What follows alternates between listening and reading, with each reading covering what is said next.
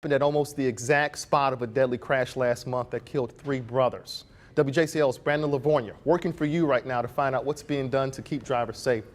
Nearly the same spot, I understand. Literally just yards up the road. It's pretty scary. Now, David Asanapour of the Effingham Sheriff's Department, well, he says this hasn't been a problem until about recent weeks.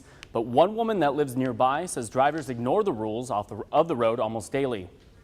It needs to be stopped, Says Effingham resident Rhonda Coleman. Now, Rhonda Coleman has lived in this house behind me practically all her life. And just yards down the road is an intersection she says people do not take seriously. A lot of times they just run the stop sign, human error. They don't stop.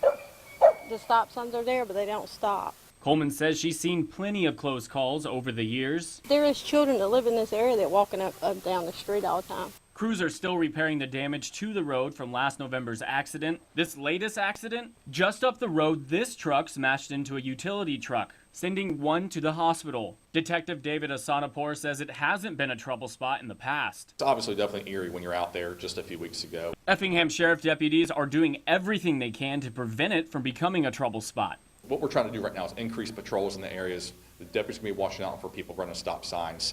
And, we're going to take, every effort we can to stop these people from running stop signs. Rhonda Coleman thinks more should be done. Caution light or something, I don't really know, maybe bigger stop signs. I don't even know if that would work, but something different than what they got there because somebody else is going to get hurt again. Asanapour doesn't know if new signage will be placed in the area, but he says drivers need to take responsibility when they're behind the wheel. Put your cell phones down, quit messing with the GPS, quit messing with the radio, pay attention to where you're going.